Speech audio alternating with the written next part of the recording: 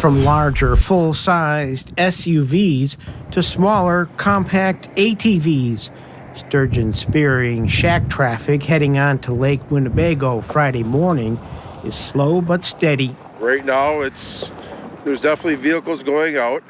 How long that lasts is a very good question. Paynes Point Hook and Spearfishing Club President Darryl Lehman says there are about 13 to 16 inches of ice in this area near Neenah. He says truck bridges were installed over cracks in the ice earlier this week. Right now, we're sitting here in pretty good condition. It's just pay attention, drive slow. You don't have to go fast at any of this stuff. Thousands are gearing up for Saturday's opener. Ralph Chartrand and his sister Cindy decided to downsize their vehicle choice. I didn't sleep at all last night thinking about the ice today. We're not sure if it's safe to drive out, so we brought the ATVs out to be extra precautious. My wife is really worried about me going out on the ice, so I trust my brother. He wouldn't put me in harm's way, so. Sturgeon Spearing ties in with the 44th annual Paynes Point Hook and Spearfishing Club Fishery.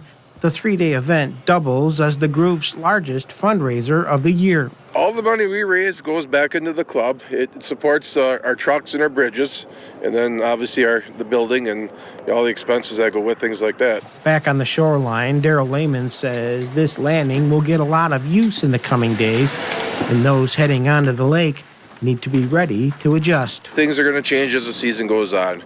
Monday, Tuesday, Wednesday, we'll see how that really plays out, but it's definitely going to be a year where you're going to have to be on, ATVs and UTVs here later on. On February 14th, 2009, 9-year-old Savannah Kleinhans and her father lost their life in an ice fishing accident. It was just so hard and emotional to stand there and know that there were people under the ice and we could not get at them right away. Savannah, her father, and her friend Tiffany were visiting friends who were sturgeon spearing on Lake Winnebago.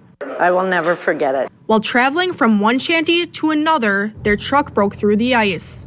I don't really remember anything at all. By the time rescue personnel arrived, the three of them had already been submerged for more than a half hour. Yeah, I view life as a whole new thing now. Back in 2009, there was no dive team established.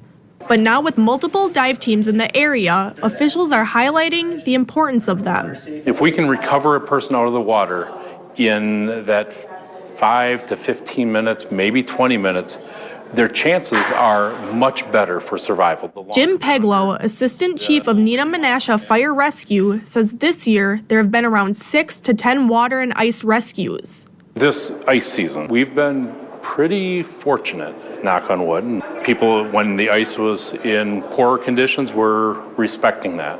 Connie Lowy was one of the first responders that was called to Lake Winnebago back in 2009. She's also part of the Calumet County dive team. The lake is not that safe, so I hope people are careful and use their heads. Since then, she says she and Tiffany have gained a bond like no other. We've gone to Florida together. I spend a lot of time with her and the little one. It's just, I call her my miracle.